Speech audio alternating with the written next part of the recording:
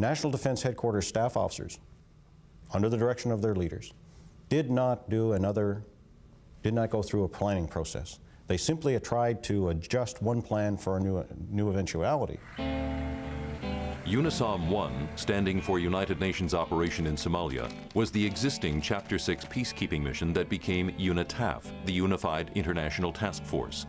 Although sanctioned by the UN, UNITAF was not a UN mission at all, but a Chapter 7 US-led war. The required adjustments in the number of troops and support systems demanded an increased budget and parliamentary approval.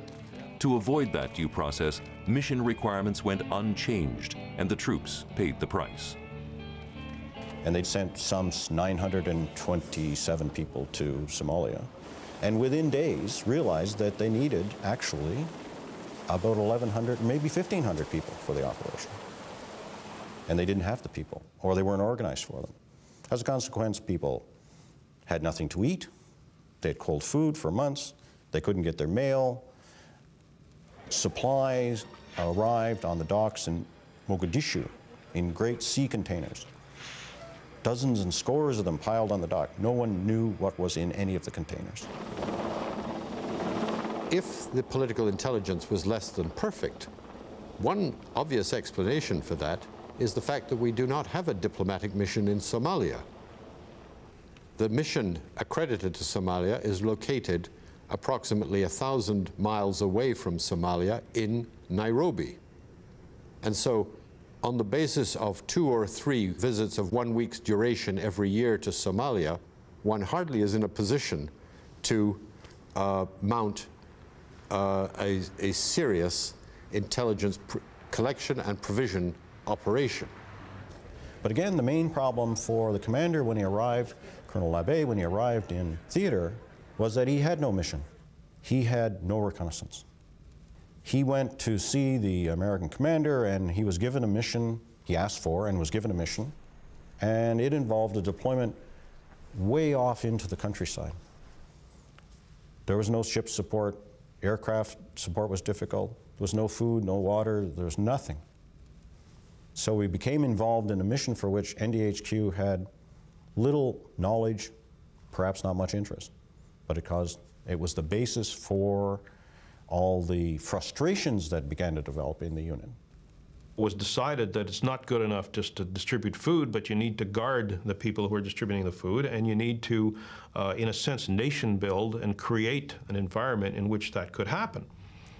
So knowing that, we selected a regiment that was supposed to be a combat-capable regiment, and they thought they were going in to fight a war, but they weren't going in to fight a war. Most of the job that they were supposed to do in their area of responsibility was not very much different from traditional Chapter 6 style peacekeeping. So we take these guys who are, you know, with the tattoos and the rah, rah, rah, and the gung-ho, and let's shoot them up sort of a view towards life, and we put them in a Chapter 7 operation.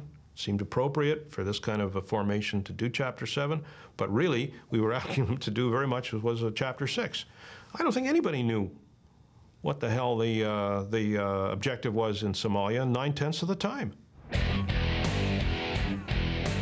The bulk of our contribution to the invasion force in Somalia was the Canadian Airborne Regiment, 750 Army paratroops drawn from all regiments into what had been designed as an elite paratroops attack force. Since its inception in 1968, there had been force-wide rumors of what many dubbed a cult or biker gang mentality in some of the airborne, with reports of Nazi influences and self-policing cover-ups. Lacidius one time said to me, look, the Airborne Regiment is out there in Edmonton all by itself. They will not work with the rest of the Army. They think they're better than the rest. Unfortunately, they haven't been rotated as much as they should. And they're starting to get a cult form in there, but they've got disciplinary problems and they got morale problems. And he said, I've got to get them back into the Army, and that's why they're moved to Petawawa. As a new officer in the unit, I came in there with my eyes wide open and just ready to, you know, make my own assessment based on what I saw. And the truth is that people's actions do speak louder than words, and the soldiers in the Airborne Regiment were head and shoulders above most of the soldiers that I'd served with in other units. That's not to say they were bad soldiers in other units, it's just to say that the soldiers in the Airborne Regiment were more highly motivated, keener, and more willing to do the difficult jobs than had been my exposure in the past. So I was truly impressed and very proud and pleased to be a member of that kind of an organization.